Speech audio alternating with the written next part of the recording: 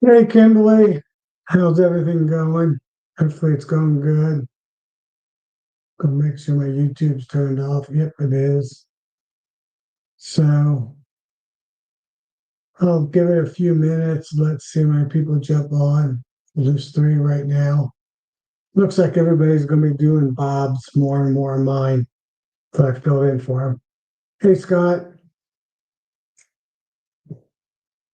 hope all is good with you. Yeah, tonight I want to talk about a little bit about Nancy, if she's gonna be joining me or not. Um, and go over the how basically go over the steps I did to become a non-treatment beekeeper. Hey Mike, hey Bill. So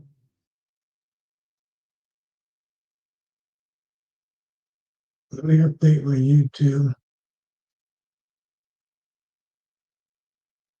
Yes, I got hey Pencil Tucky Bee.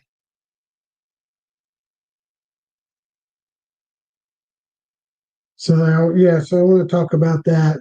I made an update on my post YouTube today about the status of the 30 hives in my backyard, counting the 606s and stuff like that.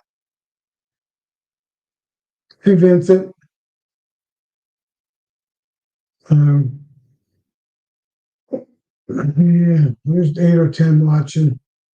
So basically, Nancy dropped out for the rest of the year. She doesn't have a whole lot more to add. I'm kind of getting that way too. I think I'm going to do to the end of October, 2 more weeks. Um, and then I might go once a month after heavy first Tuesday or third Tuesday, whatever works out the best for people that's on here tonight. We can talk about that. Um, there's not a whole lot going on right now. I mean, the I just looked at the long term forecast, and it looks like our first freeze, heavy frost freeze, will be a little later this year, the first week of November, November 1st, November 2nd. So looks like it's going to be raining on Halloween. Both two of the Wonder Underground and AccuWeather just both show it raining, but it's kind of early. So, but the chances are I got 2 more weeks, and then I'll have to have the. It'll be getting cold, and once again in November, it pretty much stays cold. So I plan to set up my shims, put on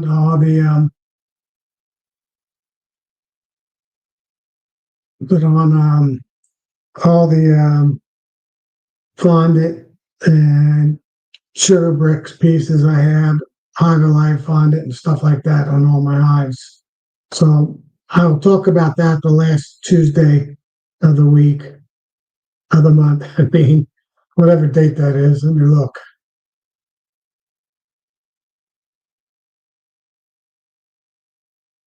So that'd be the 28th. Today's 14th. So probably be the 28th would be the last one I'll do on a regular basis. Just because after that the hives are closed up and I'm done until basically the end of January to the 1st of February when we get the first 50-degree day, and I can check them. Yeah, Rick, I got my silver, I got a little bit of my gold. So yeah, because right now the prices are still good, even though they doubled past 2 weeks, what they're going to be going up to. So stack, stack, stack. Hey, Brett, hope everything's good. So I think starting November, I don't know if I'll do it twice a month, every other week, or hey, Sarah, hope all's good. Hey, James. Um,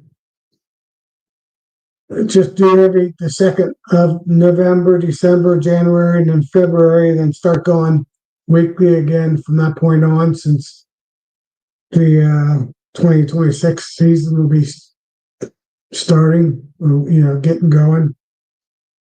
I usually graft right around the first day of April, last day of February. So by the middle of February, the first maple trees will be blooming in about 2 weeks after that, and the hives I'll be feeding them. Probably with pollen patty already, probably the middle of January to the end of January, I'll be doing that. So I can talk about that when that time comes. So I think that's what the plan's going to be. Well, Sarah, you're going to be busy. 4 grandchildren. So happy days. They're always a blast with so much energy.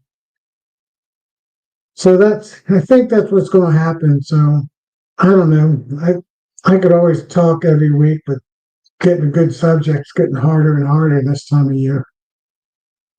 I am going to go in every hive I got, except for the one in Ricky's horizontal hive. I'll be going in double deeps, and Ricky's horizontal hive will just be the 10 frames that they're in. It was a split that I did with one of the Corey Stevens cells that I cut out back at the end of February, end of May. And I think I put down, it was June 23rd or something like that when I saw that it had a queen, end of June. So they didn't have much time to build up. Hey, Randy, good to see you here. So I got 1920 watching. So I want to talk about how I stumbled on being a new treatment beekeeper. And it all started probably in 2020 or 2019 when I bought the queens, and I received them in 2020. Jason Briggs, that's in West Virginia, he had he didn't call them VHS queens back then, but he had some really good stock, low mite resistant queens. And what's the congratulations on this one?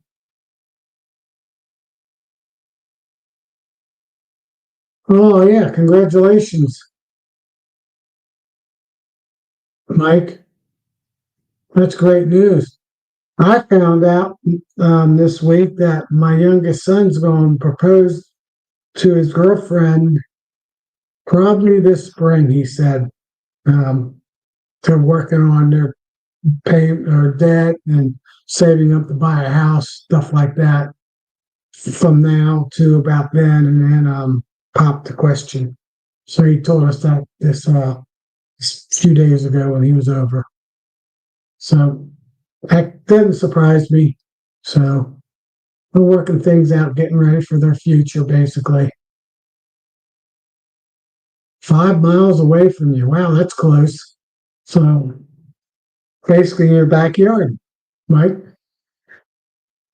So to get back, I bought, what was it? I bought 3 queens from him, and I bought a breeder queen from him. And that breeder queen, he sold them back then $80 for a breeder queen, and I think his open mated off of that, his breeder queens were like $40. So really good prices back then. And that queen that I originally bought from him, the breeder queen, wasn't a great queen for producing brood, for producing honey, but her offsprings rocked. And they were, most of them, I'd say 2/3 of them, were really, really good against mites. And then I had that queen for 3 years. Actually, I grafted her off of her for 3 years. On the 3rd year, he had actually then VHS queens, and I bought 3 of them from him to try them out. and those did really well. They weren't the best honey producers, but they were good against mites. I wouldn't even really check them for mites back then. I just wanted to have good new traits in there. And then Randy, that's over in Indiana, he had some mite resistant genetics also. So I got a couple queens from him the following year. And all of a sudden, me grafting off of those hives between Jason and Randy, I realized when I was doing my testing without treating, I was always getting zeros and ones. And 3 years ago, the the state inspector came pretty early in the year. It was like right around May. And he goes, "Have you done any treatment in your hives?" No, I said, "I haven't done anything since last fall." And he checked like 6 or 7 of my hives and he found one mite. He goes, "Every time I come over here, you don't have any mites." And I said, "Well, I do run good stock queens. At least they say they are." Hey, Chris. Hey, Bundy. So that got me. He actually, my inspector, queen inspector, hive inspector from the state of Ohio, is the one that made that comment saying I don't have mites. Got me into thinking I don't need to treat my bees. So then as Randy just noted on the post, I bought 5 of the Corey Stevens / Chris Warner nukes from Cayman this past spring. My wife and I drove down there, a nice little road trip, and those queens, I decided not to treat those hives either. And 12, 13, 14, 15, and 16 were those 5 hives. And 12 and 14 swarmed on me, Randy. And I caught both of them. I happened to be out in the yard. I'm retired. I was retired then, so I was out in the yard both times when they swarmed. I actually saw them swarm. And I was able to retrieve both swarms. So I have them. One's in my big apomea, in my big horizontal hive, my purple lid one. The other one's over at my other third yard. But I cut cells from both 12 and 14, and all my 6/6s and the one in my Ricky's horizontal hive are all daughters from this, all mated queens from their cells. And like I said in my hey Keith, and like I said on my YouTube that I did today, my main graft in April when I did 30 cells came from my Amish hive. That was a 2024 hive that was my best honey producer, never treated, and it went through winter and it rocked this year. So I grafted from that hive, and all those queens are doing really, really well. And I sold a dozen nukes with those same queens, so I'm sure those customers are going to be happy. So this year I've done 0 treatment with them. The year before I did 1 acrylic acid vapor in December or January. I think it was December. The year before that I did 1 in December and 1 in January, and that was it. So I decided, why am I putting any chemicals in these beehives? I don't need any more chemicals. And now I've read, I actually got me, another thing that got me thinking about this too, about mites and having queens that are mite resistant. Bob Beanie had a guy on a long time ago. This was probably 2019, and he talked about queens that will get mated by more than 20 drones were 4 times better against mites, and queens that were mated by with 30 drones were 8 times better against mites. Just in the genetic, having that diverse giant dynamics of the genetics. So at that point, when I listened to that, that's when I started putting drone frames in all my hives, and I maximized my number of drones in all my hives. And I think between the mite-resistant stock, having lots of drones produced from all my other hives, and which I've mentioned before, I buy 6 predator mites that I put out once or twice a year during the springtime, and I promote the pseudo scorpion mite, which is the best one of all of them. And the good news is there's so many of them around there.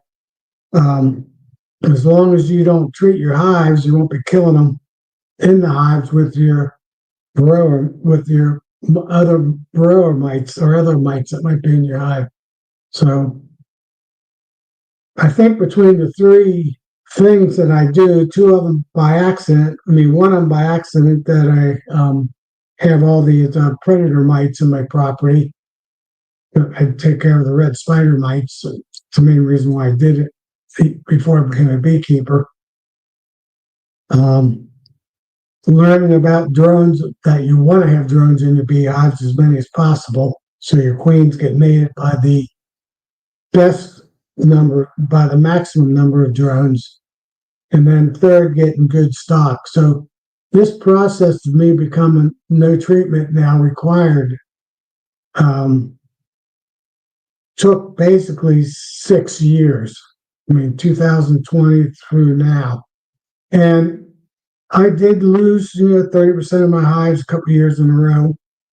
But I'm to the point now that I know which hives I'll lose and which hives I won't lose, just because of what queens are in those hives or where they came from.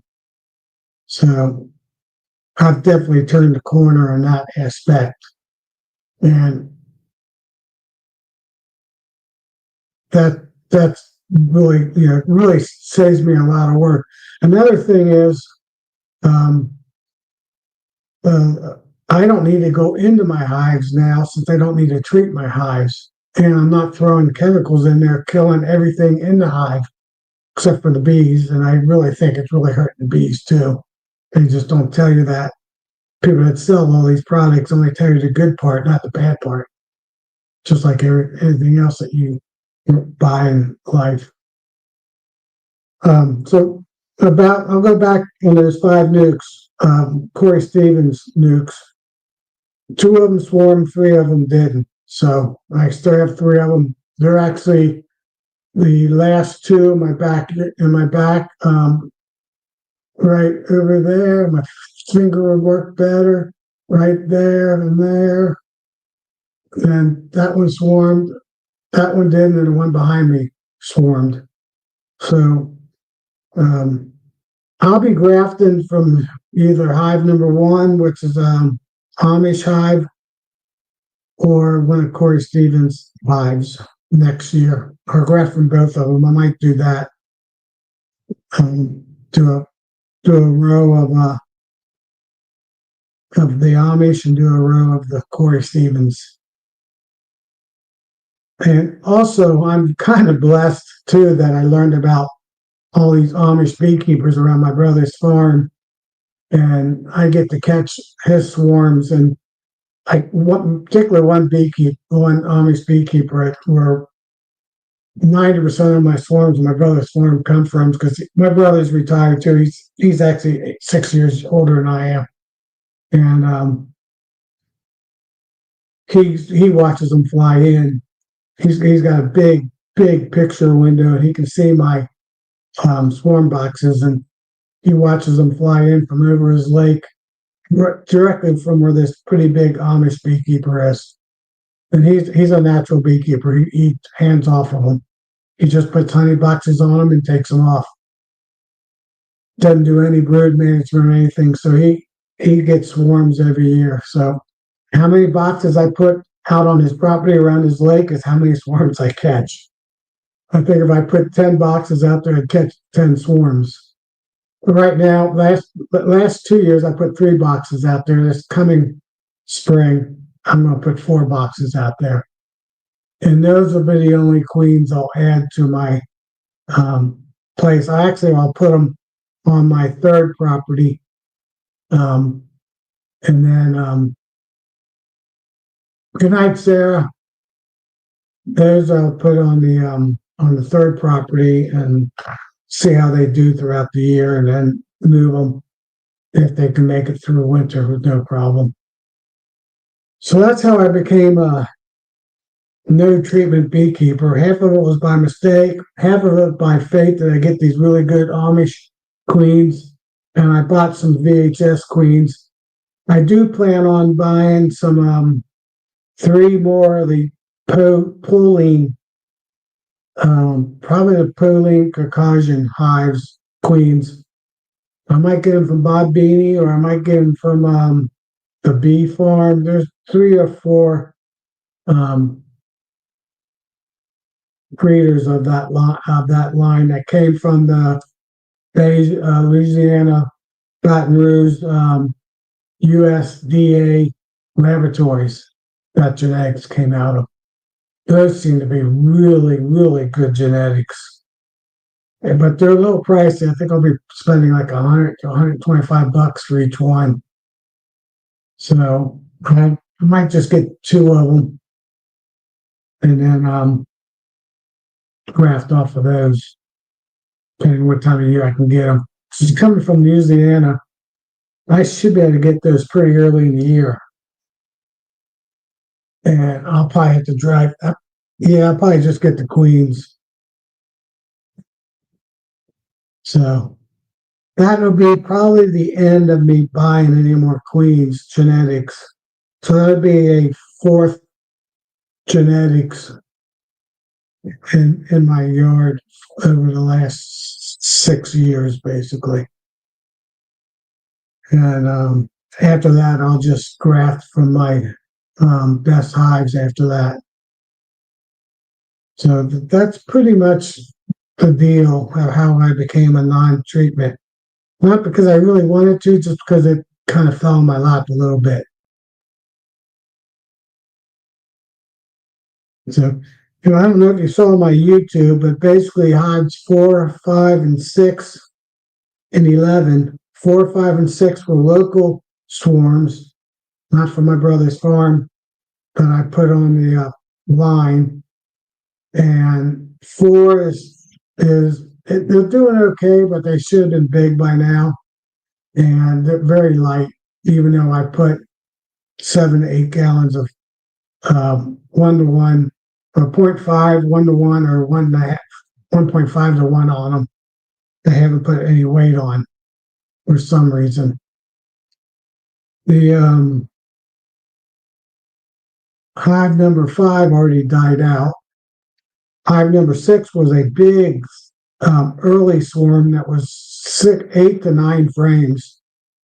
And it's still a good sized frame, but they don't have any weight. And they also have 7 to 8 gallons of feed, basically 8 gallons of sugar water I put on them the past month and a half.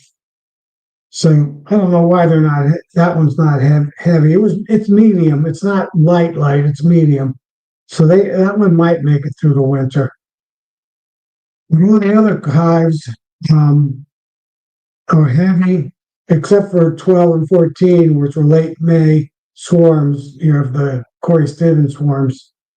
And they were medium heavy, and I just put 1.5 to 1 on them just a few days ago. So that should get them heavy. They're just now getting big up, good into size again for going into winter time. So none of those hives, all those hives are heavy or getting heavy. And hive number 11 was a package. I help a Northern Ohio beekeeper sell packages. in the greater Cincinnati area, and I get a free package from them. And I put that package in spot number 11, and it didn't do anything, and I didn't requeen it. I ran out of queens. It was my lowest priority because all my other hives were doing good.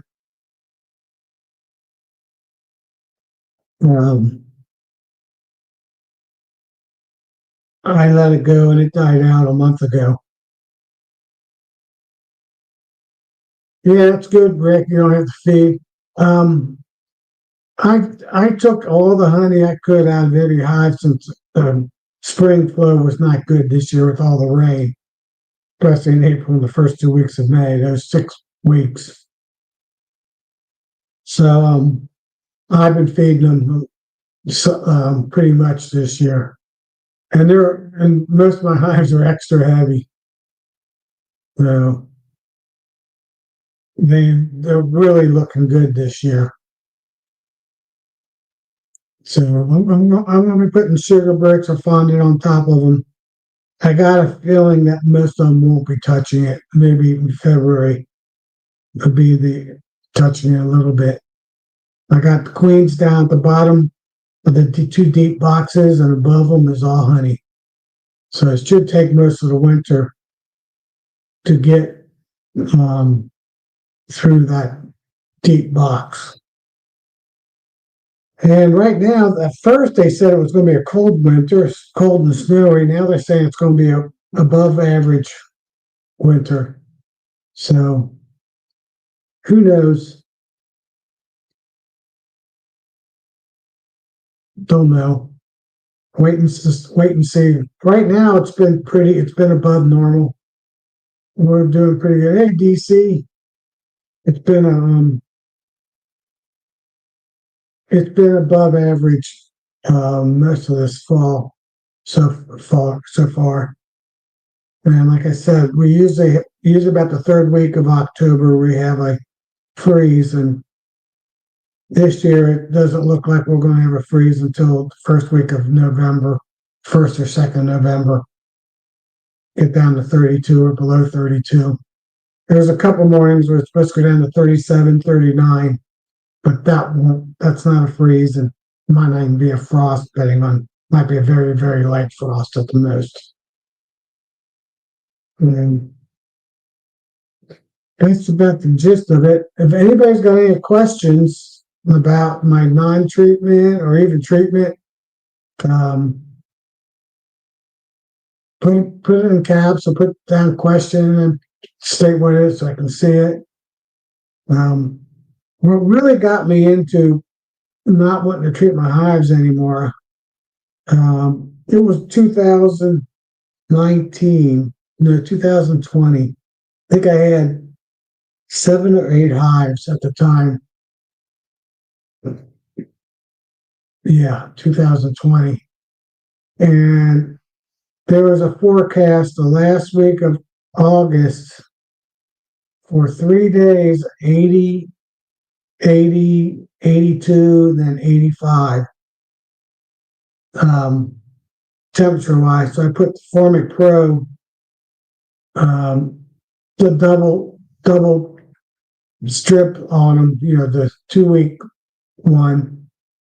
And the first day I invented them. I did everything per the instructions. And the first day it got up to 86 degrees. The second day it got up to 90. And the third day it got up to 92. And the fourth day it got up to like 96. So they were totally wrong. And I lost all but one of those hives. One of them, the queen lived, and that hive stayed. All the other hives, the queens died. The brood got burnt up. And between the 7 hives, I was able to overwinter one hive. And I think that's when I decided that I was done using chemicals in the hive. Now I still used a little bit of April Guard. I used the minor waste strips in the past, acylic acid vapor, etc. But not anymore. No, yeah, DC, that's what I've been talking about. I don't do any mite treatment. I stopped doing basically 2 years ago. I just did a silic acid vapor the 1 winter month or 2 winter months, and now I don't do that anymore because I don't want to kill anything in my hive, not even the good predator mites and the good stuff that's in your hive. Or I don't want to coat the propolis with acylic acid vapor or formic acid or any of those chemicals in their propolis and in their wax. So I'm now doing between the genetics of my queens, between the Amish and the VHS queens, and now these pool line queens I'll be getting next year, hopefully. Um, I don't need to treat anymore. Genetics are there, and there's actually pretty many feral hives now in the greater Cincinnati area. More and more.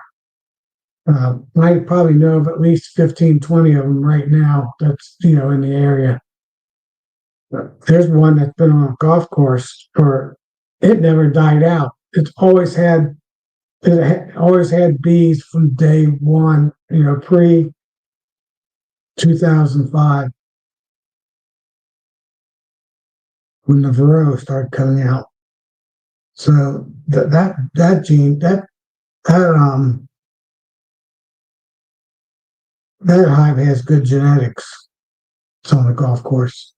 Golf courses in Indiana.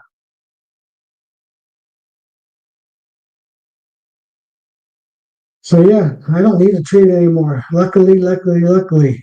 Um, State of Ohio. The funny thing about it, State of Ohio also. This is the first year, but they're not going to inspect hives anymore. They all they ask you to do now is register how many hives are going to be, and it's free as long as you don't sell queens, nukes, or packages. If you sell queens, nukes, and packages for the state of Ohio, it's a $50 charge to get that certificate. But they don't come out to inspect your hives. They I think that I talked to one of the inspectors, Randy. His name was Randy too. 2 years ago, and he came out and he says, "I don't see issues. I don't see mite issues like I used to in the past years." So he pretty much, hey Todd, he pretty much um,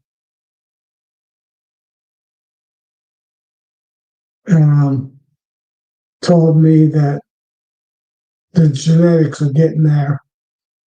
Um, Against the mites, finally, taking 20, 30 years. And the good queen breeders, there's probably a half dozen of them, a dozen at most, 6 or 8 of them that are really good now in the United States. So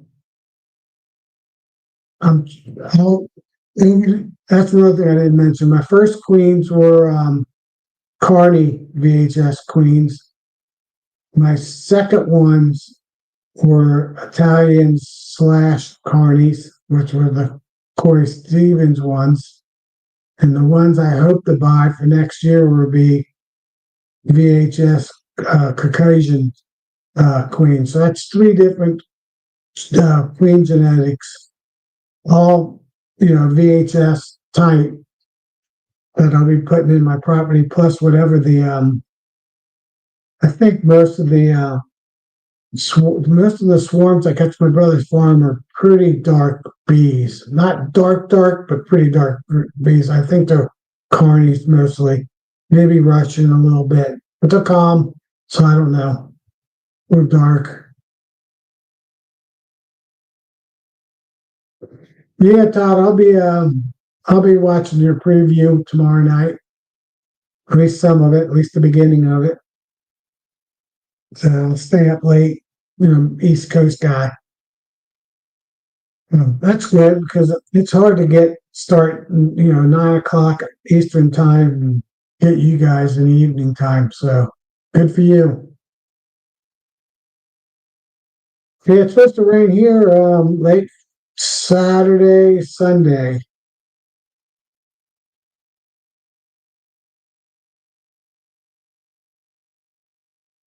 Yeah, DC. That's what mine going to end up. But the Corey Stephen ones are Italians, so I'll have 5 of those hives mixed in with them, and the rest of them will be Carney Caucasians. So I actually like the darker bees versus the Italian bees for my area because it does. Uh, our winters are kind of weird. We have 2 weeks of Canadian winter, and we have 2 weeks of the Gulf of Mexico winter, and it goes back and forth, except for probably the second and third week, or the middle of January to the end of January. Then it's mostly the Canadian. It will be the Canadian winter, but anytime before that and anytime after that, it's up and down, up and down. It can be a high of 25, and 2 days later, it'll be a high of 60, and it's hard on those bees. Um, breaking, clustering, and reclustering. And it seems like the dark queens, the Carnies, Caucasians, are better at doing that versus the Italians. So, yeah, jet black queens. Do I have any that are jet black? Yeah, I think I have one or two. Because I actually 4 years ago, I had 3 Russian hives, got those genetics mixed in.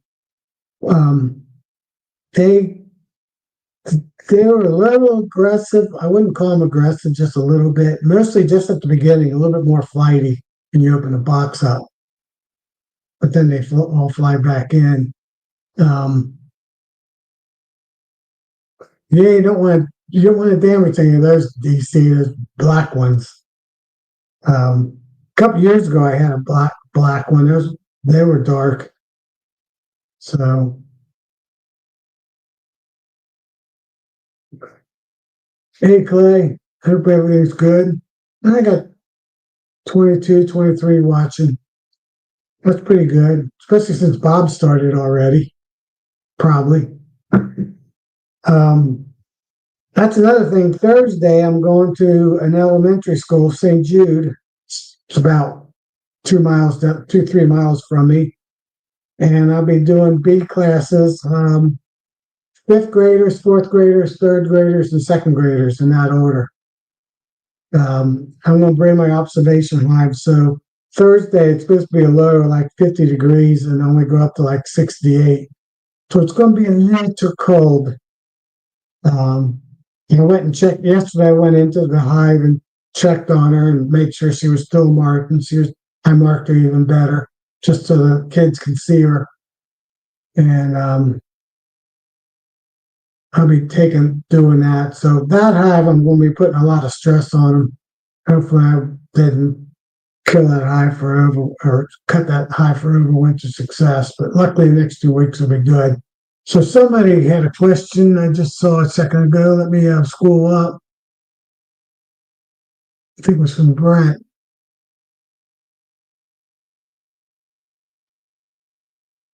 No, Brent, I don't do it. I don't do brood breaks or any of that stuff anymore.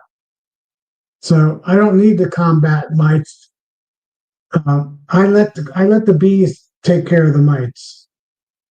They know how they do a better job than we do in any chemicals that you can put in your hive. Those queens exist now. You have to pay for them a little bit, but they're there. Um, like I said, the USDA down in Baton Rouge labs got really good ones. Scorpion mites. I have, yeah, pseudo scorpion. DC, you have them. I know you do. They say every state in the United States, including every state, including Hawaii, has abundance of scorpion mites. But if you treat your hives, even with acrylic acid vapor once a year, you're killing your mites. And you're putting chemicals in there that they might not be able to survive in. So, yeah, I used to do brood breaks. I do, Brent, do a bee break. I those 8 hives that are my 6/6 will be plugged into my hives that you see in my background, my honey production hives. But I take their brood. I take 3 frames of their brood, the queen, right, from that hive, and I go into my hive that was my honey hive this year. So next April, I'll go into that hive. I take the queen out, 3 frames of brood, and a honey frame out. So I probably won't do the honey frame. I'll take the frame out and a honey frame out, and I'll sell that as a nuke. And as soon as I do that, I go into my 6/6 hive, and I pull 3 frames of brood and that queen and a food frame and put it right into that hive. So it's not really a brood break. I'm swapping brood out and queen out.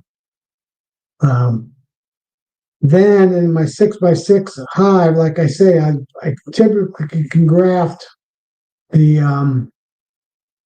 first day or the last day of February, the first couple of days of April, of March, and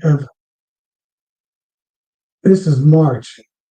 The last couple of days of March. I misspoke before and I said February. March to April 1st, April Fool's Day. This year I grafted on April Fool's Day.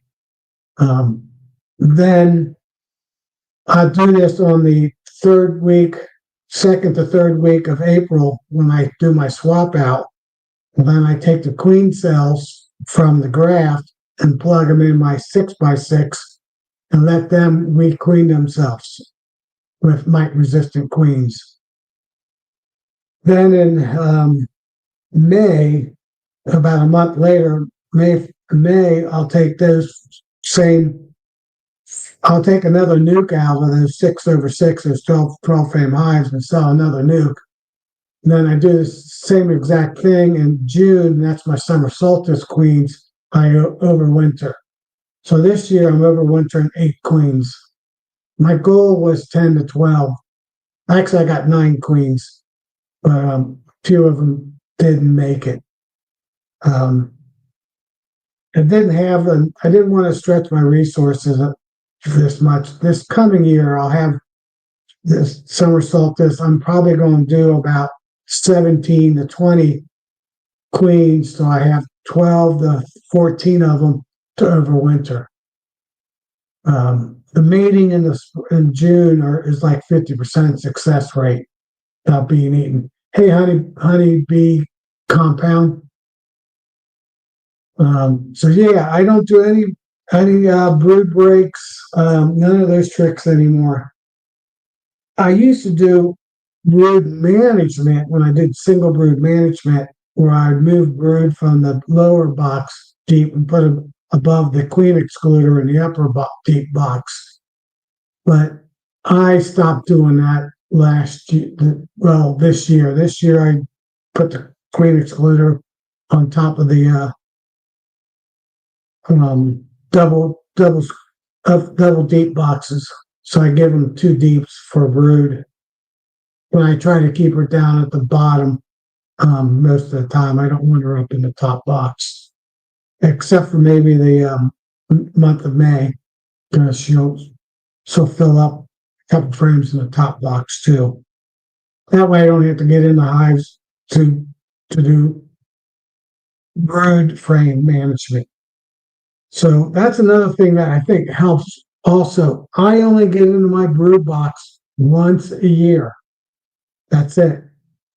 And that's in middle of the second or third week of April, depending on when I graft. So when I do the queen swap out, That's when I go out there, check the hive, get in the brood box down the bottom, um, check, see how everything's going, clean the bottom boards if I need to.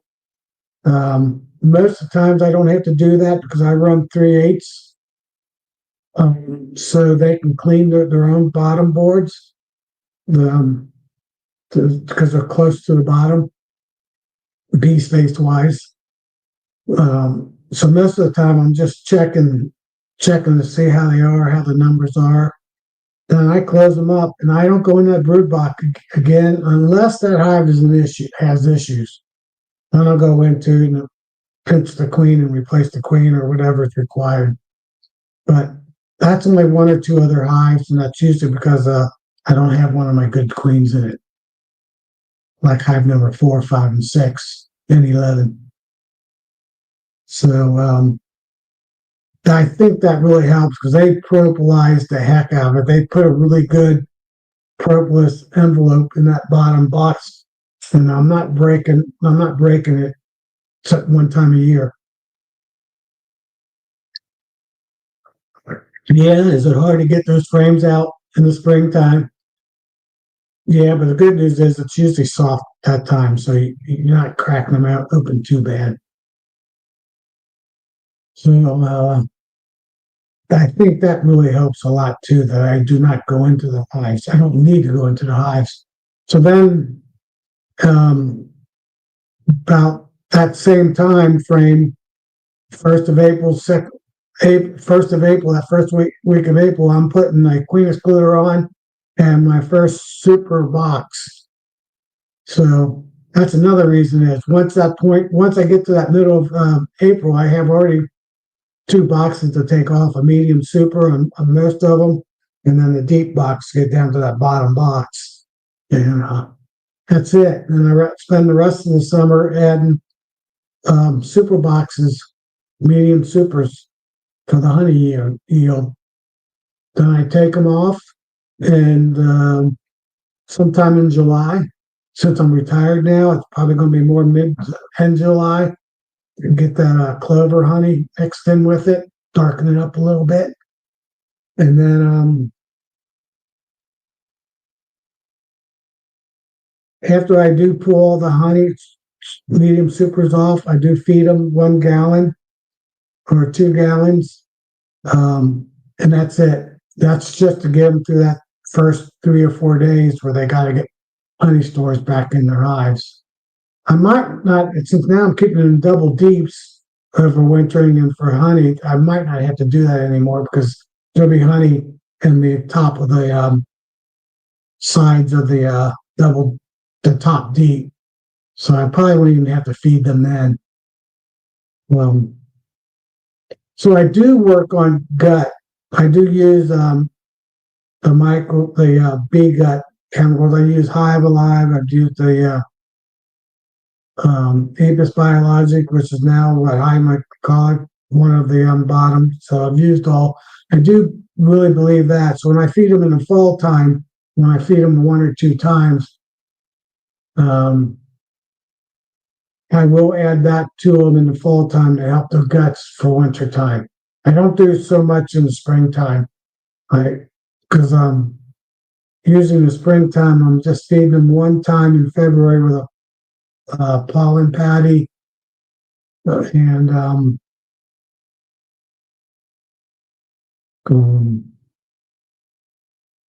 gallon of sugar water, but that's about it. By March first week of March, our silver maple trees. By the second week, our red maple trees are blooming, and by then the dandelions are blooming. So they're getting nectar and pollen in by then, and I don't need to feed them anymore after that point. So that's about it on feeding. I'll hit them in February, maybe. It all depends. This year, the hives are really set up heavy. They're going to have plenty of honey. I knew that they brought in a lot of pollen this fall. The goldenrod we got the right every 2 weeks we got an inch and a half to 2 inches of rain, and we'd have 4 of the 6 days of good nectar flow and heavy pollen coming in. So I don't even know if I'm going to have to feed them pollen patties in February, but I'll do a check on them and see if they do. See what they're bringing in. If they're bringing in anything early. Hey, Brian and Jen down in Florida. Probably nice and warm down there. Well, yeah. How many people? I got I'm down to 15 people now. So everybody's jumping over to Bob's, but that's all right.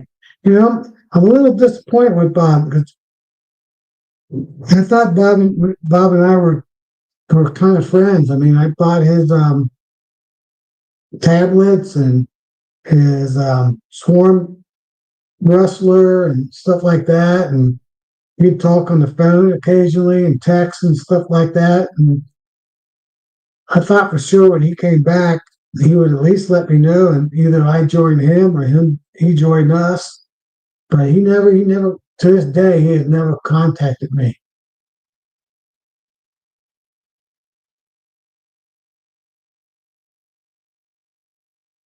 Rick, yeah, I've never seen him until I was aware of him and I started looking for him. I've seen him. I've actually seen him on my hive now. So kind of pretty, well, they're bigger than a varroa mite. They're about twice as big as a little bit bigger than twice. They blend in pretty well. They do like those scorpion mites do like leaf litter, wood chip litter, stuff like that to overwinter in and to um, repopulate in. So um, old wood piles, leaf piles is around your hives is good to have. Promote them. Grass, I think, is too dense for them, but the small wood chips and leaves, probably leaves mixed in with wood chips would be the best for their environment, and you'll have them. So, yeah, what time is it now? 8:30. So I've gone almost an hour. So that's really my yearly plan now, and not going into the hives and not putting any more chemicals in the hives. I think is really helps a lot against mites. I really think it's a double-edged sword treating your hives. Um, so I also believe my location helps a lot too. I read one time in one of the mite biology books that mites can't reproduce if the humidity is above 70% and the temperature in the hive gets over 100 degrees or 95, 100 degrees. So in my area, basically the end of April, May, June, July, August. We'll take a break. Now what? For what? For no. Okay. We got an issue with the toilet. My wife just told me, so we gotta take care of that. So let me finish up there. What was I saying? I forget. Um, so I need to hop off, help my wife out, see what's going on with the toilet or something. So everybody be good. Or if you want to just hang on for few minutes. Oh, it stopped running. You can look at it later. The chain probably got stuck, so I'm good. So I don't need to hop off anymore. I'll have to take a look at it after this. Probably the rubber getting older, chain got stuck. So well, I've forgotten the whole train of thought. Oh, about the scorpion mite. Uh, You have them, Rick. They're around. Now, if you spray your yard like a lot of people do, you're going to be killing all your predator mites. I don't spray my yard either. Um,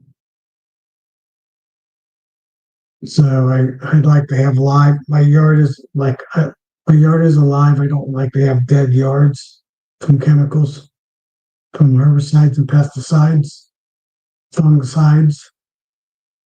So I think that really helps. And I do think once you stop spraying, it takes a couple of years to get all those chemicals washed out of your yard, or at least one winter spraying. I'd say maybe the second year. So that's you have to get rid of all your chemicals around your area, around your yard. So I did put down a farmer's herbicide this year. Last time I'm doing that, I had Creeper Charlie take over my whole yard, the yard above my bees, my front yard, my backyard. And I bought some stuff that would not kill clover, doesn't kill soybean or clover.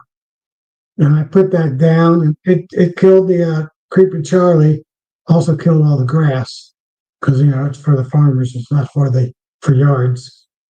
And I did put that down this spring, summer, and I didn't spray right by the hives. I sprayed that spot for the Creeper Charlie. I think I got it all. There might be just a few plants that come up next year, but I'll just spray them with vinegar, 30% vinegar, salt, Dawn soap, and that kind of the way. Just burn them.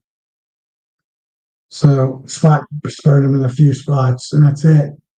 So the last 5 years, 6 years, I haven't sprayed any other chemicals in my yard. So that helps a lot too.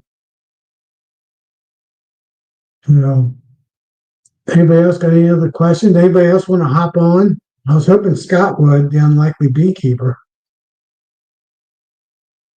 Like the rig, we can talk about stacking silver and gold and honey.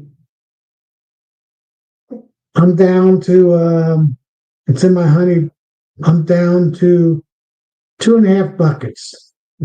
Well, probably a little less than that, probably down to about 2 buckets, about 10 gallons, 120 pounds, 115, 120 pounds. I do have probably about 100 bottles already bottled up. So I should have enough to get me through the first of the year and probably into February when I sell to my 4 suppliers. But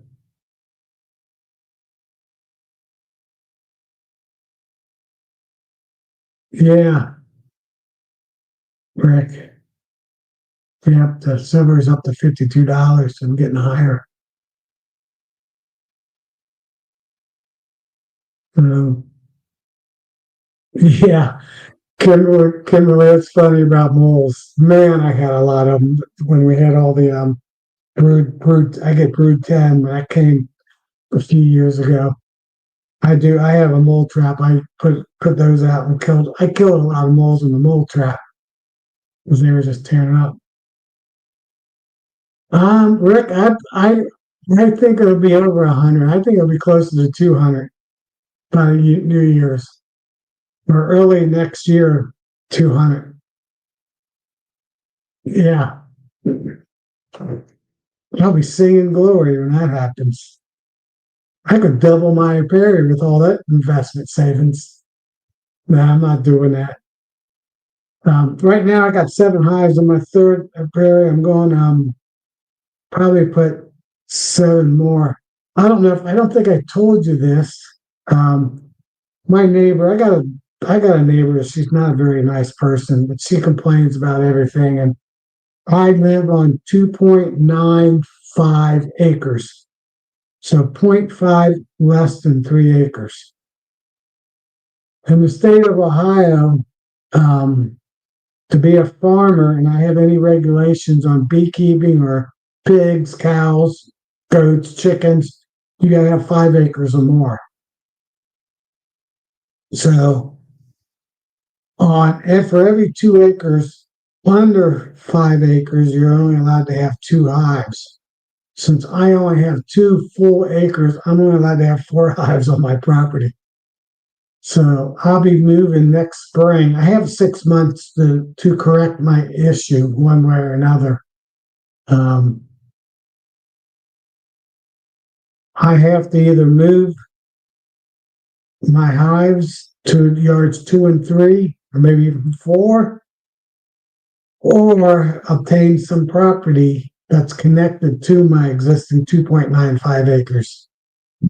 And below me, and up against the back of my property, or the sides, as I live on a triangle, there's a horse farm where the horses passed away the last few years ago. And it's 2.14 acres. So I'm working right now with that neighbor to buy that lot, 2.14 acres. So that'll give me a little over 5 acres. He lives on a lot next to that, that's 0.66 acres, and I might buy his house also in that acres and flip that house then and resell it, fix it up a little bit and resell it. I might be doing that here in the near future. I'm hoping that way I don't have to move all my hives. I still will move. I'll still plan on putting 10 to 14 hives in on property number 3. Right now I have 3 hives on the stand on property number 2, and it can handle 5 hives. I want to move them. Actually, I want to move them for the end of this year, probably the next 2 weeks, just to a different spot on that same property and make the stand where I can handle about 10 hives on that and have 12, basically 12 on one property, 10 on the other property. That'll be 22 hives, all, more than 3 miles apart, and have about another 10 hives on my property. They actually 4 or 5 hive boxes, and then my big monster hives and my 12 6/6 hives. So I have more hives, but not only for production, 4 or 5 honey hives, and the rest of them are resource hives for all the other hives, and new queens for when I need queens that year or the next year. So I'll be doing that one either way, but if I buy that property, then I won't have to worry about moving them and how fast I have to do it, by next spring. I can do it all next year. And Rick, I could be selling that honey next year and buying that property, buying that house. The silver goes up like they're talking about.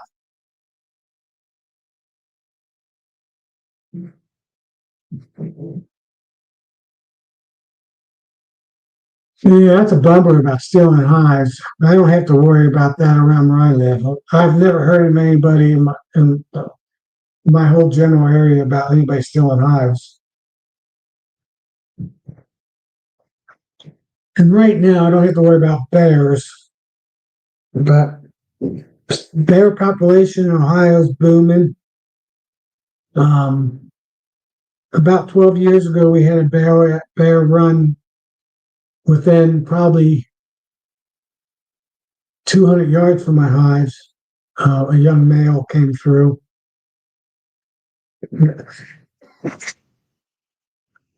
So maybe day down the road, 10 years from now, I might have to put electric fences around my hives, but as of right now, I'm good about that. So that's extreme that you got to do that. Sorry about that. Not even close to my bedtime yet. So anybody else got any other questions? Did I miss any?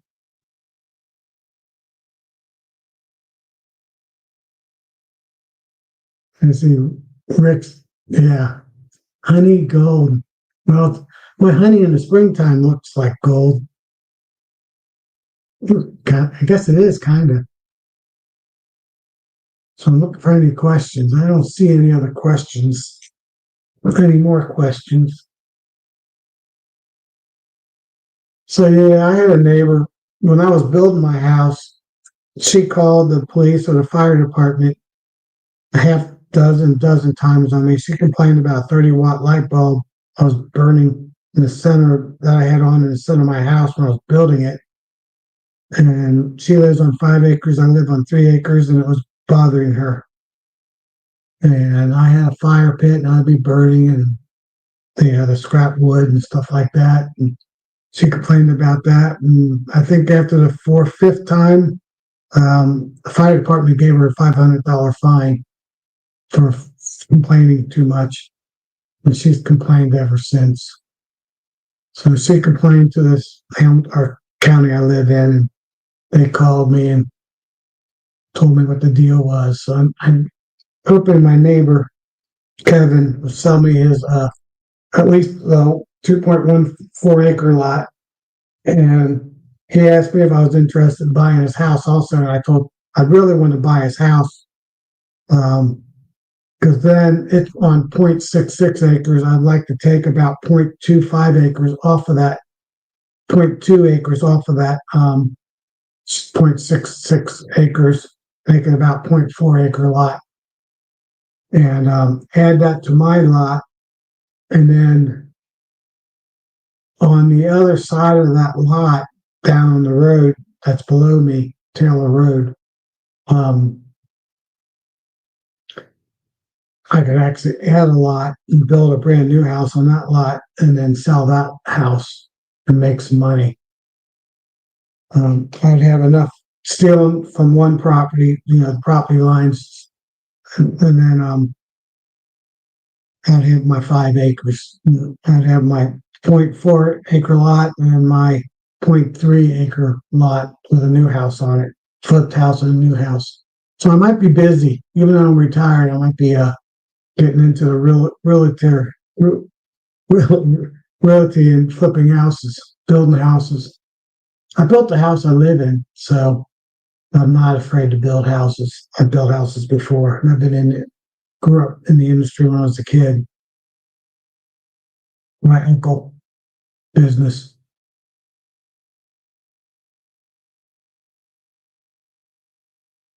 Yeah, Bitcoin. Yeah, I'd buy it soon. I heard Bitcoin might be not in the future. I don't know. Who knows? And all mine are Langstroth 2.0 hives, except for my app of my hives because I can't modify them. So everybody knows my entrances are on the long way. In fact, I have one Friday or Saturday this week. I'm going to do a little video content on my bottom boards and why on the bottom boards that I created with the entrances and explain all that. So that should be a good YouTube to watch. That'll probably be out over the weekend or early next week. So hive number 11, I have in my barn. I'm taking it Thursday to the class for demonstration. And it has my modified solid bottom board and the custom entrance in it. Well, they're like that.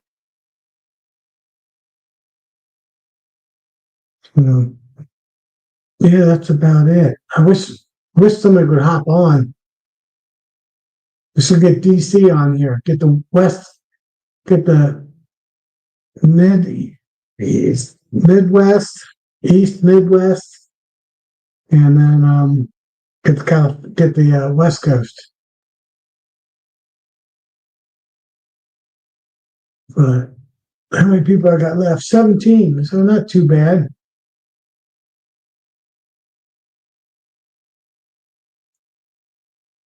I don't know if you guys want. We can talk about something else. Any other stuff? Oh, This is kind of neat. My grandfather bought a table saw when he was young, brand new one, 1946. He bought a table saw. It's got a 55-inch table attached to it.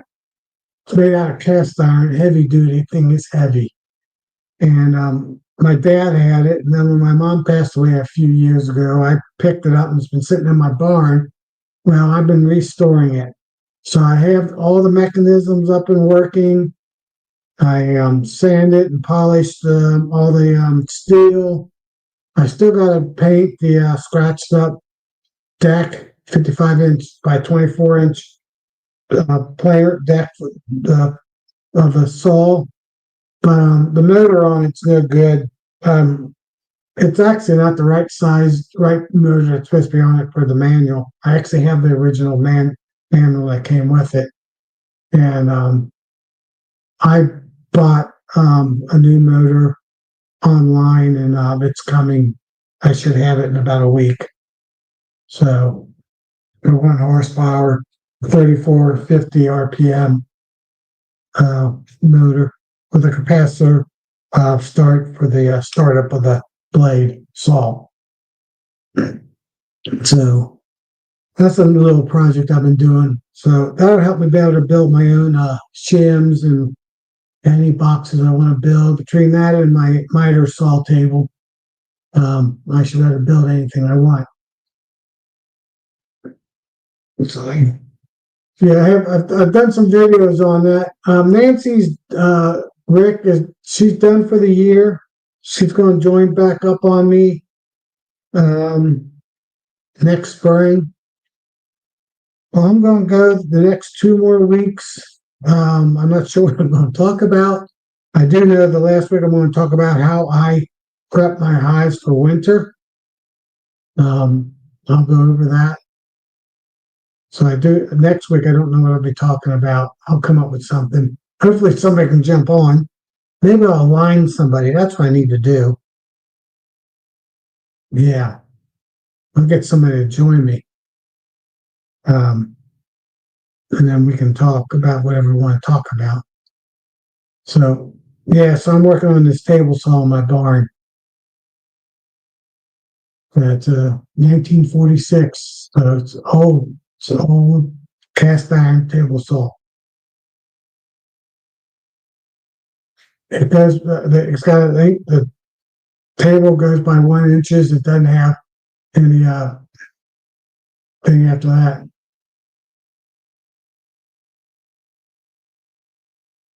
All those yellow jackets, man, that's a good kill the main hives.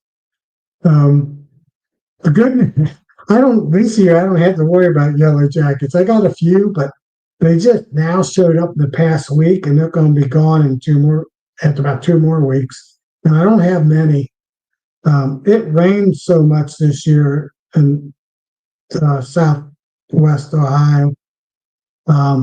It really knocked down the yellow jackets, and I've only seen 1 bald-faced hornet so far this year, and probably about 10% of the yellow jackets. I don't know, Bundy, how big a property you have around your place, but I make sure on my 3 acres there are no yellow jacket nests on it. Last year I had a big one that I killed, and the red fox found 2 more of them that I had missed, not too far from my hives. Take care of their nests, and all these were in the ground. I kill those. I take care of their nests. Put my suit on. I dig right where their entrance is, and then I pour gasoline or any 100% concentrate bug killer in their hole.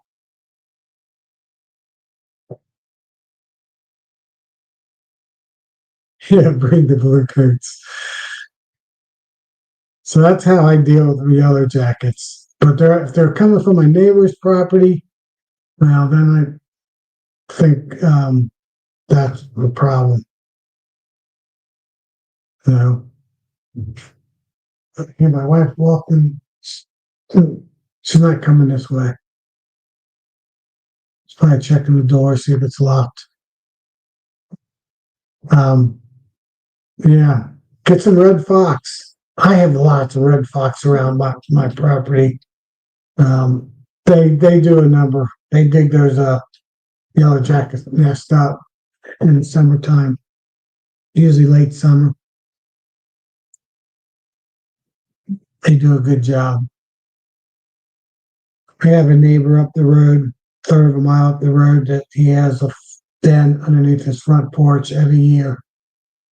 So there's plenty of red fox around my neighborhood.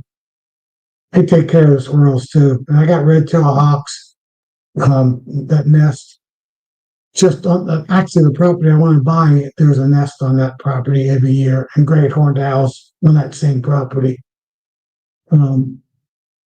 They take care of they take care of everything for my neighborhood. It's funny on the red squirrels. I probably have 60 or 70 oak trees on my property. I probably have 20 white oak trees and a lot of red oaks, smart oaks, pin oaks, bur oaks on my property. I probably have a dozen black walnut trees. And you would think I'd have a ton of squirrels on my property. And it's funny. Right now, I probably have 5 or 6 on the property. And by the time winter hits, there will be none. To the winter time and springtime, there'll be none. And then about when the acorns start falling, they show back up again. But like I said, another month, they'll be gone. I think the great horned owl gets a lot of them. And they love to sit on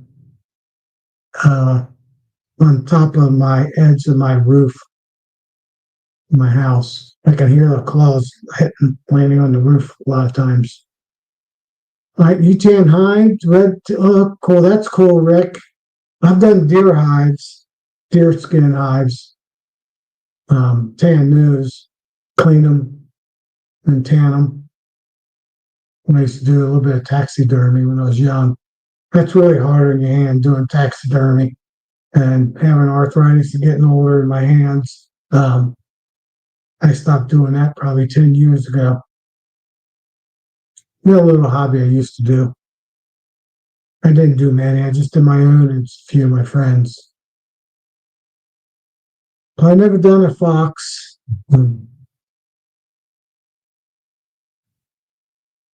So yeah, that's I don't have any good information for you, Bundy, except for find their nest and kill their nest.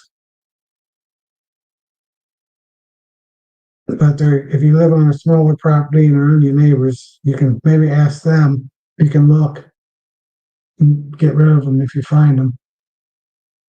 There must be a nest semi-close to me. Not, I mean, like I said, they do show up a little bit, but not too many.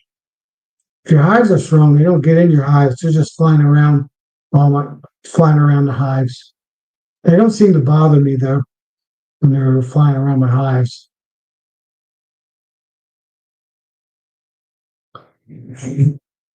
Yeah. Get them. One thing you can do, Bundy, you can put out the in the springtime,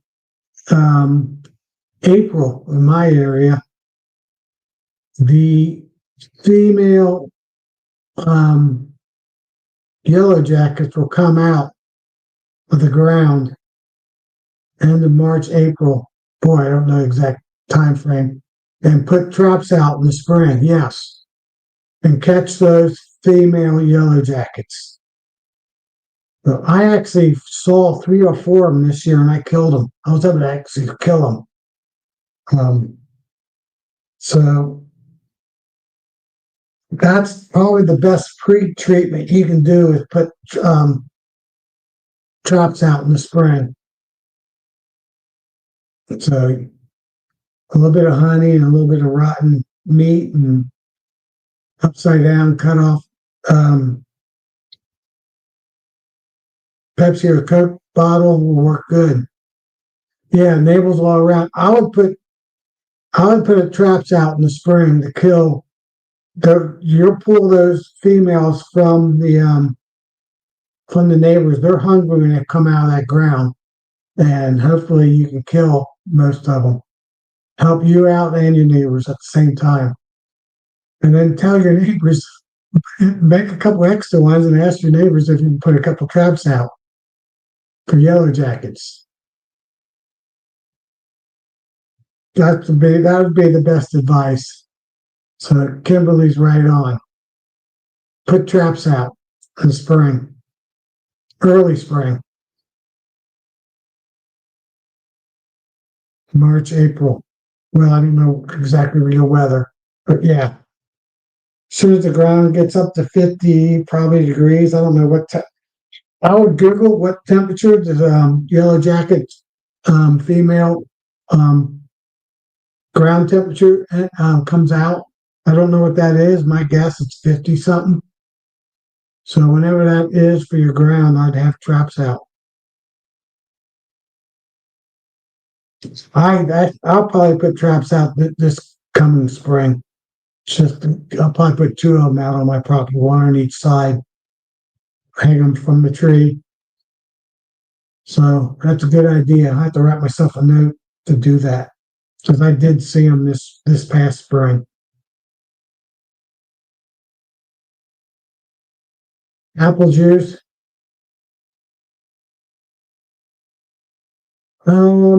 I've have read apple juice works good. Yeah, apple juice. Yeah, yeah. But you put other junk in your stuff. Um, yeah, so I'd Google that too. What's the best spring thing? Probably apple juice. When they get in there and they can't come out, then they drown. Poor yellow jackets. No. So that's Kimberly's my recommendations. Trap them in the spring. And I don't know how far those traps will draw them either. That's another thing we could look up. If it's an acre, 3 acres, 5 acres. I would guess. I would guess a few acres. One trap could draw those female yellow jackets come out of the ground. So I think that's the best attack. You hit them before they get started. So I think I'm going to go till 9 o'clock. I got to check that toilet out, take the lid off, and see what's going on.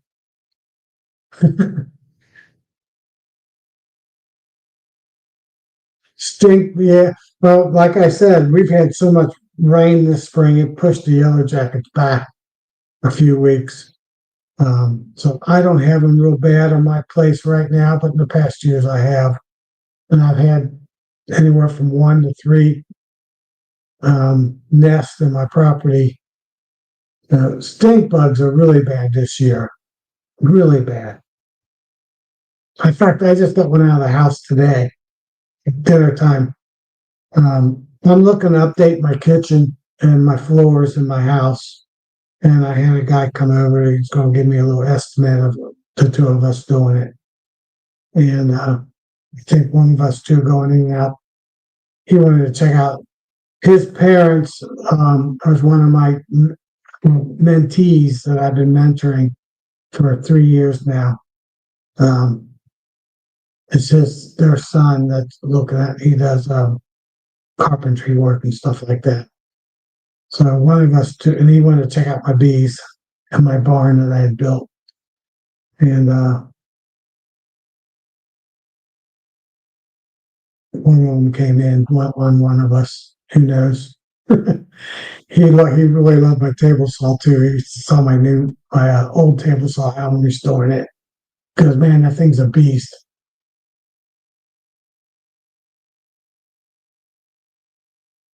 Yeah, cats. My wife's allergic to cats, so there's no cats in my house. Not even outside cats. Yeah, there's cats in the neighborhood. So I think the red-tailed hawk and the great horned owl, especially the great horned owls, take care of the mice in the neighborhood. I don't see many. And I got a lot of junk laying around my yard. My son has a lot of junk laying around my yard. Yeah, cat's rats fever. Haha. The cat's named Ted. I guess, yeah.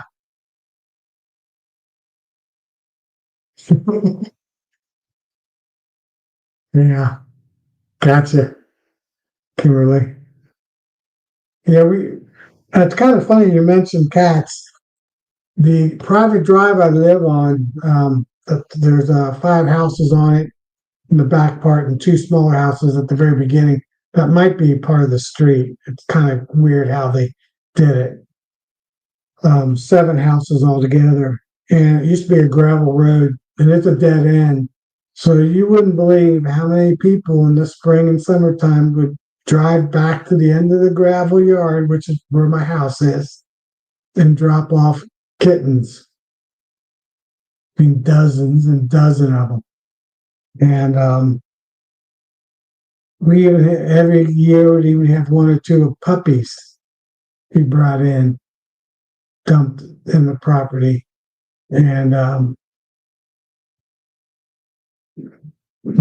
we didn't, my wife's allergic to them, so we didn't bring any of them in. My one neighbor would feed them a little bit, but mostly became feral hives. And we still, cats, we still have feral cats around, mostly behind my neighbor's house across the private drive. There's a multicolored black female. It's a black and white male. There's a golden color big male. I know their colors. I only see them at nighttime on my trail cameras or on my security camera that's up on my garage.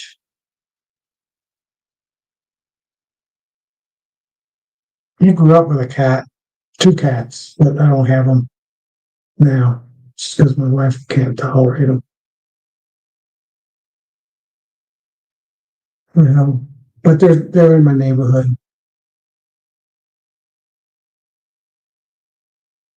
So yeah, so no Nancy for the rest of the year. I'm gonna go to the end of um October, next 2 weeks, 21st and the 28th. Then I'm probably going to wait to the 3rd week of November. What is that date? What is Thanksgiving?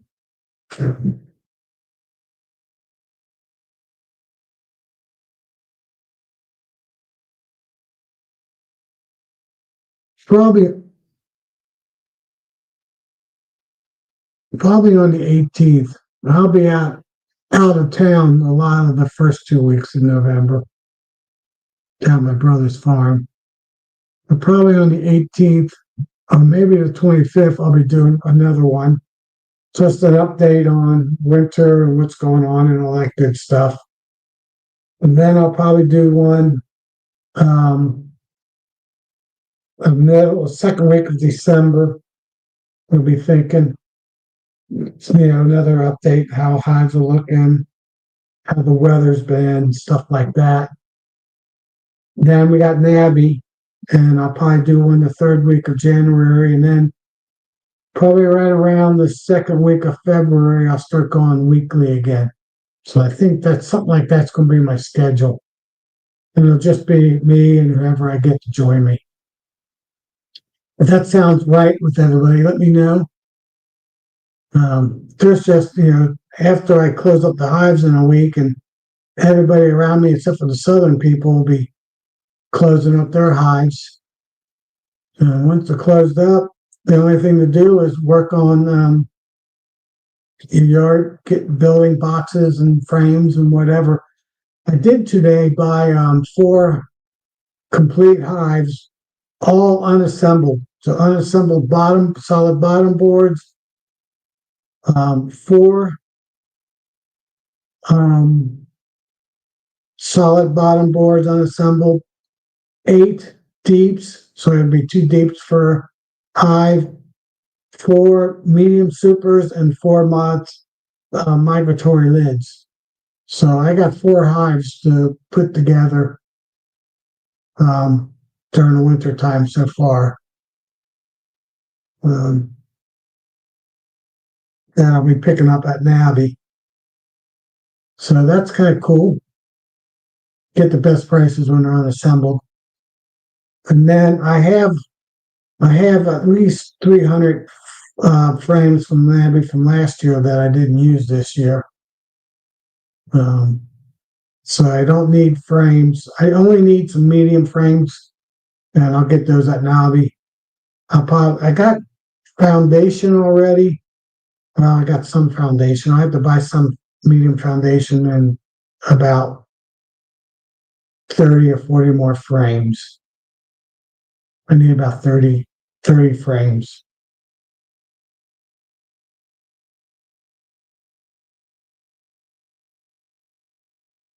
Yeah, I'm done open feeding. I was open feeding up to about 2 weeks ago. Now I'm directly feeding with buckets on top, which you can see in my picture. Those are empty except for I put a 1 gallon in hive 4 just to give them a little boost. Hive number 6, I put a 2 gallon on, and hive number 12 and 14, I put 2 gallon sugar water on them with a little bit of Hive Alive gut treatment on them. That's it. And once those get empty, I'm done.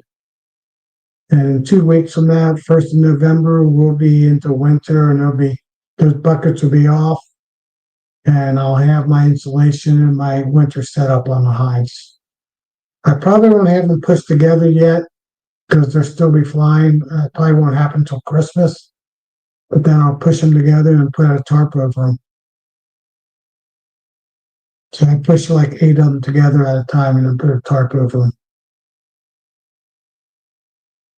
They're actually old, worn out pool liners, swimming pool liners I put over them. So it basically helps as a windbreak and keep any snow falling on them.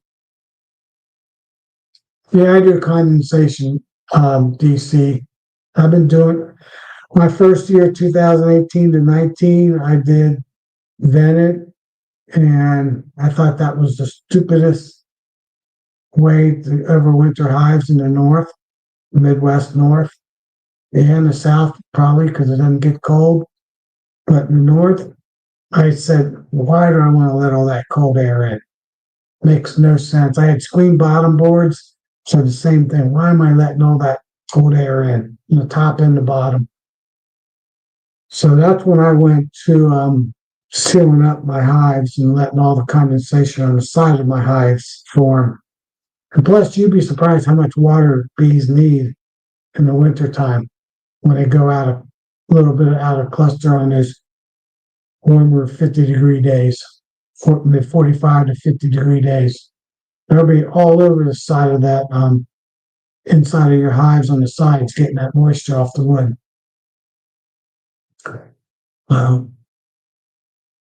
All my hives will be set up that way. In fact, my Apame hive, if you looked at my video today, I had it all taped up. With the 2 vents on, I put R 1-inch R6 insulation to clog those vents up, and then I put duct tape on both sides. And where the vents are, I got a 1/2-inch air gap. So I probably got about R10, and I think the sides are R7, approximately R7. So even on my Apame hive, the condensation is going to be on the sides versus on the top lid. In fact, I'm going to talk to I can't think of the guy's name. I'm going to talk to him of why he doesn't have solid insulated lids. That's R10 or greater, since his sides are R7. Just for that reason. I really don't like the Apame hive for that reason, because it's got a vented lid. So I converted it. And it only can hold 1 gallon, the feeder. I'm not a big fan of that either. I wish it could hold at least a gallon and a half. So 2 gallons would be great. Make a big top lid, double the height of it, and make a bigger, deeper lid. Or at least make it a gallon and a half, so 1.5 times taller. Well, I'm going to look at some of the Anel hives at Nabby. I might buy 1 or 2 of those at Nabby. I looked at them a couple of years ago, but they've made improvements since then. Beefed them up a little bit so bees don't chew on them. They put that plastic on the tops and bottoms so they don't smash the corners. Richard, how many frames of bees are they? Oh, yeah. Rick, when did you get a swarm? Is it a false swarm? I had a small 1 frame swarm this year. I caught it on a frame and it had no queen. So I just added them to a hive.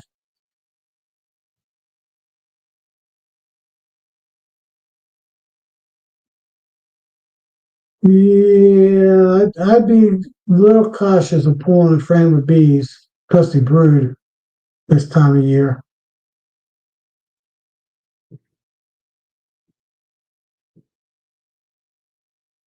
Yeah, Kimberly, I'm the same way. Last year we had about 10 days where it never got above freezing. And I think it got down to minus 18, 19 a few days. But for the most part, and then we had that same period we had about we had a 5 to 7 inch snowstorm and then a 14-inch snowstorm. So we had two good snowstorms and like about 10 days of bitter cold weather. And then after that, before that, and after that, it was pretty much a warm, wet winter. We kept getting these 40-degree rainy days where it was just 5 degrees colder and we were getting snow. We had a lot of those during the winter time. 3 frames of well, DC, you don't get cold in the winter time, do you? You stay warm. I mean, temperate warm on the West Coast. 40 degrees. You don't get that minus 0 and 5 degrees, 10 degrees in the nighttime. That's one reason I said I don't like Italian bees, because it can be warm. We get 2 weeks of cold weather, we get 2 weeks of moderate warm weather, it gets up 50, 60 degrees. February, we'll get 70 degrees by the 3rd week of February. But then the next 2 weeks could be not above freezing. It's crazy. And it's when we get the tornadoes too. Don't want to talk about that. 3 frames. Yeah. 3 frames wouldn't make it in my area. They'd get too cold. They couldn't keep the box warm enough. 4 frames, yes. 3 frames, probably not. Definitely 2 frames, no way. But 4 frames would probably 4 full frames of bees would probably make it.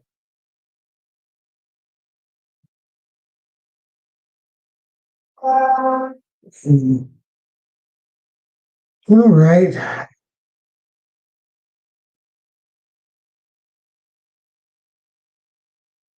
Yeah, that's what I figured, DC, where you live. I know your weather a little bit, doing projects for Hewlett Packard and other people and close to your area. Wish I would have known you then. I would have dropped by. But that was a long time ago. Right there in northern Portland. in southwestern Washington State. Hey, Chad, how you doing?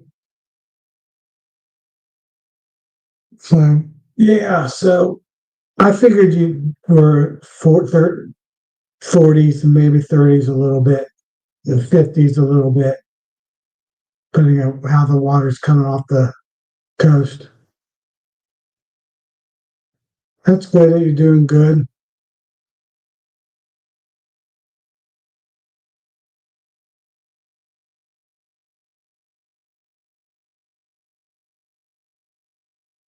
Yeah, okay, I got you, DC. Yeah,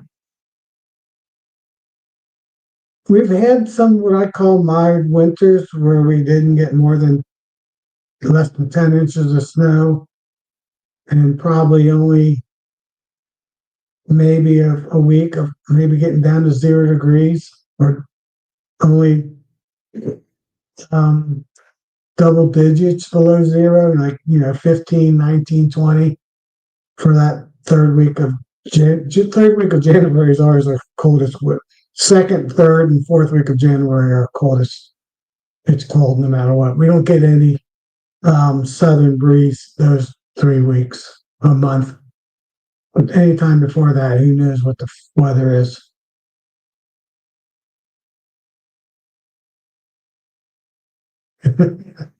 Yeah, I haven't gone ice fishing since I was a kid. When I was a kid, it got cold in my area and snow.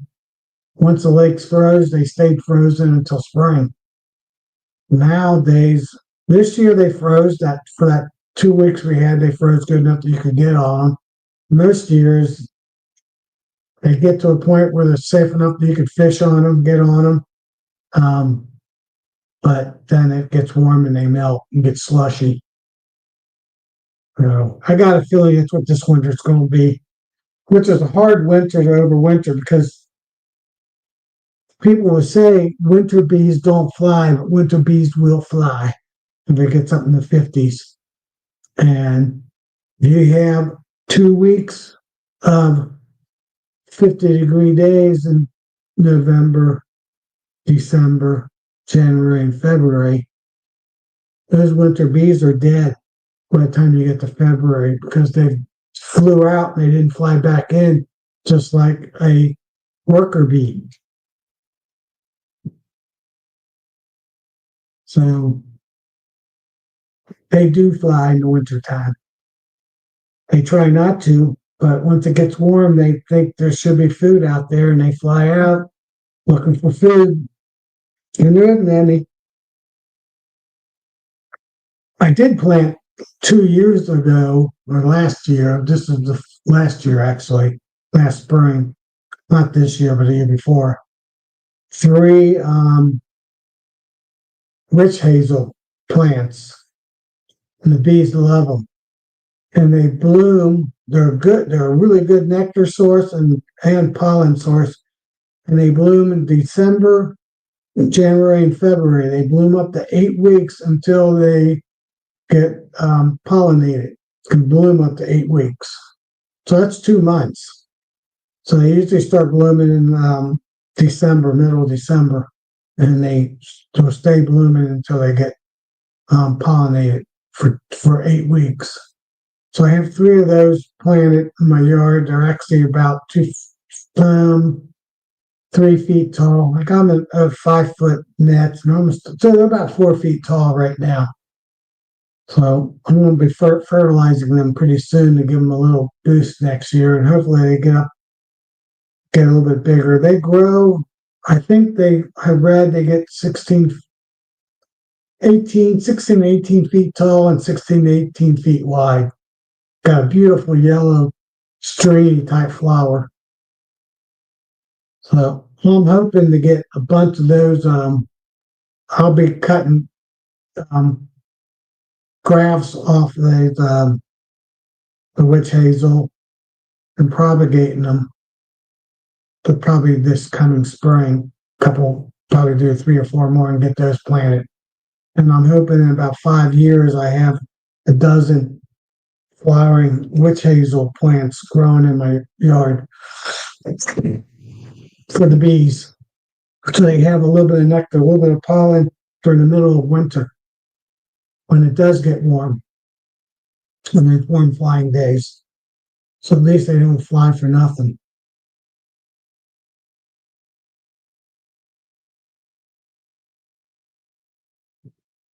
Yeah, that's Rick. That's one thing. Next year I'm going to put 4 traps at my brother's farm to catch those Amish swarms. I'm going to put one at my friend's house. And that might be it. So I might only put 5 traps out. Um, I might put one at Paul's, one more. Probably put 6 traps out.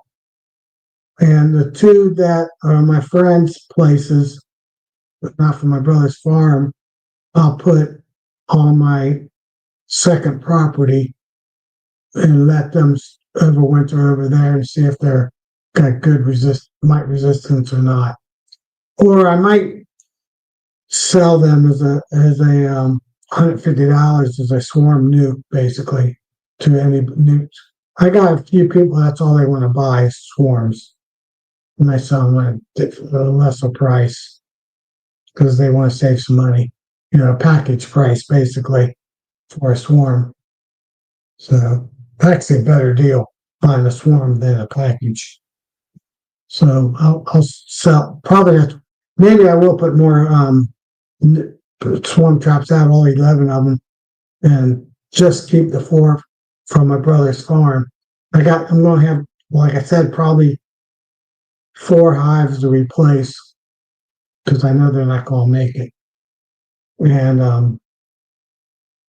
put my brother's swarms in those. That's the game plan. And then I'll sell any other hives. I'll put them off to the side, my side property, and sell them as packages, basically. And my Jester Easy boxes. So $150. So that's what I'll do with those swarms. I'm done putting swarms on my property, except for my brother's farm on the Amish. So I'll just either combine them, take the queen, pinch the queen, and combine the bees with some smaller hives, get them boosted up for honey flow. I did that this year on 4 or 5 of them, especially on the splits I did. Help them out, get a little bit of honey. So,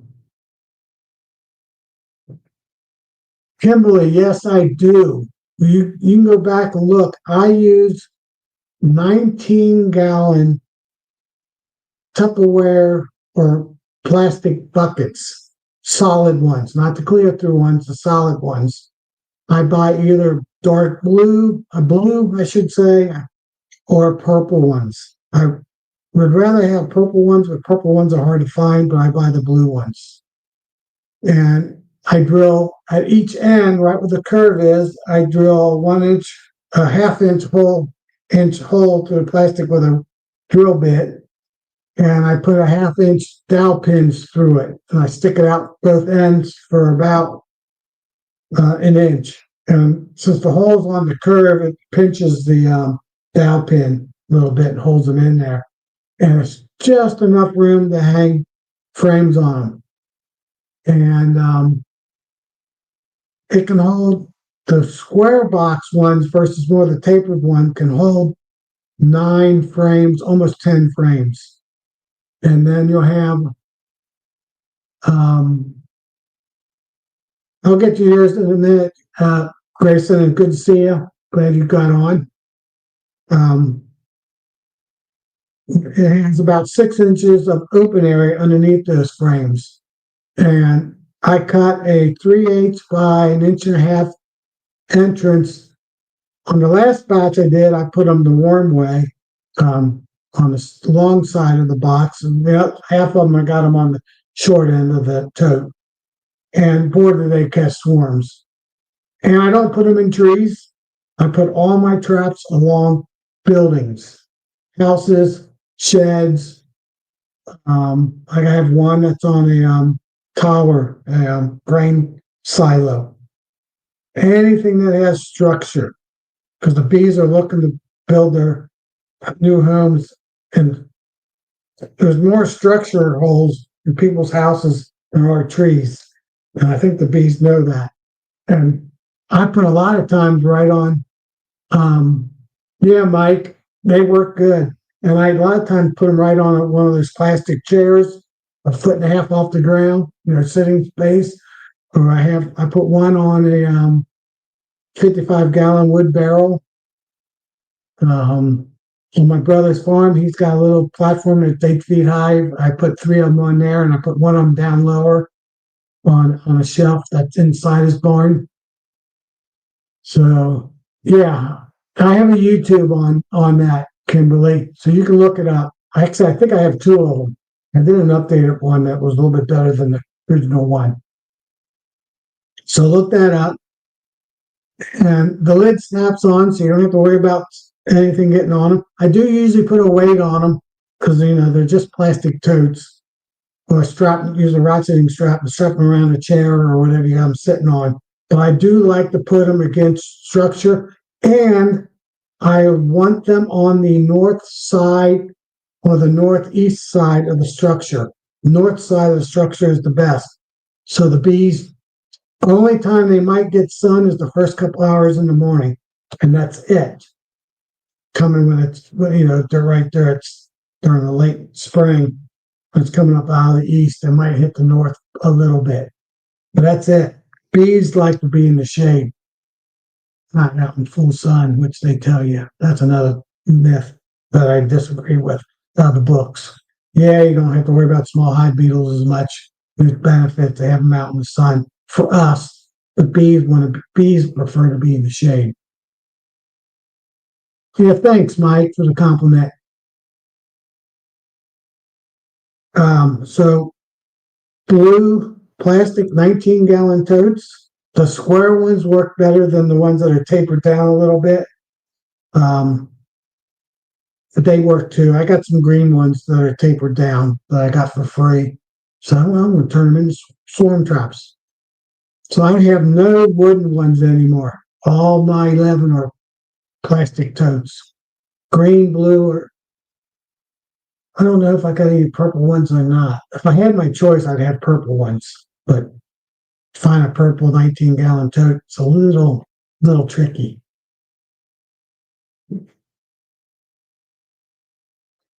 Well, yeah. If it's shady, Kimberly, if it's in the shade, that's fine. That works. That's fine too. Basically, don't put your hive in the sun, especially the afternoon sun. Maybe a little bit of the early morning sun, and that's it. Or maybe at the very end of the evening, a little bit of sun. That's it. Keep it where it's shaded. There's a big tree that's shading the south side. Underneath that tree would be a good spot because it's shaded. But being by structure is even better, not trees. I learned that by mistake, by putting them, didn't have trees and putting them by buildings. Friends say, well, put one in my backyard. And he had a chair sitting next to his backyard. And I said, well, guys, just set it in your plastic chair. He goes, yeah, that works. And I catch swarm. I put them on my brother's shelf his thing points out on the north side of his barn, and I catch swarms and all my other ones. And then I watched a YouTube by Mr. Ed, and he has a house down by him that he puts, I want to say 5 swarm traps. He has 3 on the north side, and he has 3 on the south side. And he said in the 15 years, I think he said 15 years, I've never caught a swarm in those swarm traps over the other side of the house. Catch them every year, all 3 boxes on the north side of the house. And I put a comment to him. I said, Mr. Ed, Jeff, his name, those boxes are in the sun. Get them out of the sun, and you'll catch swarms on that side of the house if they're not in the sun. So he kind of made that note. He goes, you know what? When I do my cutouts, they're usually in the shade. They're on the north side of the house. So that's kind of when I learned about bees want to be on the north side of the house in the shade. My little experiment by accidentally putting them there, and from Mr. Ed and from Randy, 628 Dirt Rooster. Watch enough of their cutouts, and you find out that they're underneath a deck or underneath a trailer or on the north side of the house in the weeds or where it's got a lot of shade. So,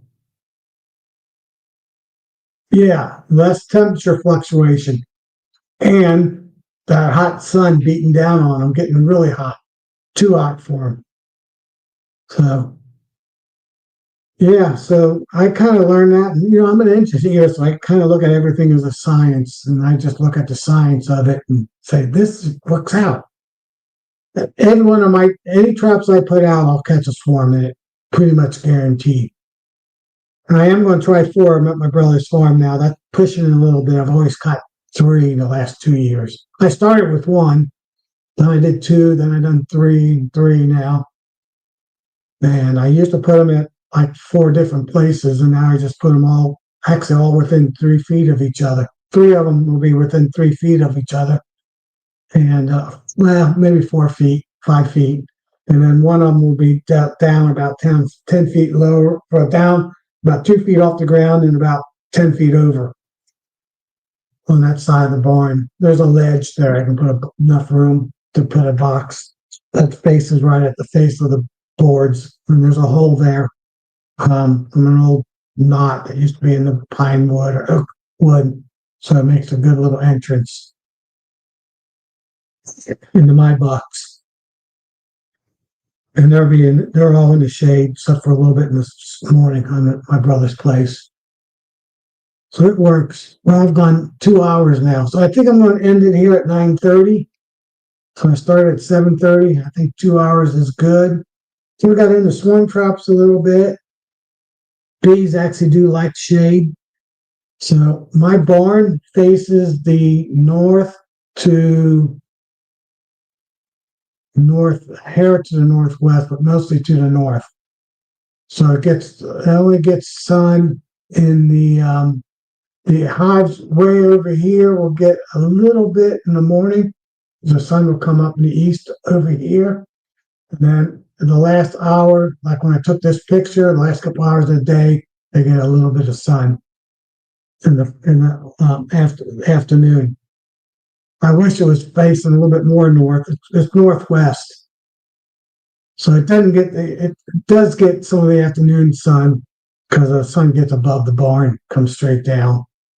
But like this time of year, they're in the shade until evening. So bees like blue, yeah, blue and purple. They like purple too. All right, guys, I'm going to shut it down. It's 9:29. Everybody have a great week. I'll see you next Tuesday. Line up some questions so we can have more stuff to talk about. If you wanted to hop on, I always pin the link up on top. So it'd be great to have company since Nancy's not going to be doing it anymore for a while till next spring. So everybody have a great night, and see you next time. And thanks for sharing. Yeah, Bundy, I'm always trying to learn, even at my being a senior. So good night, everybody. God bless.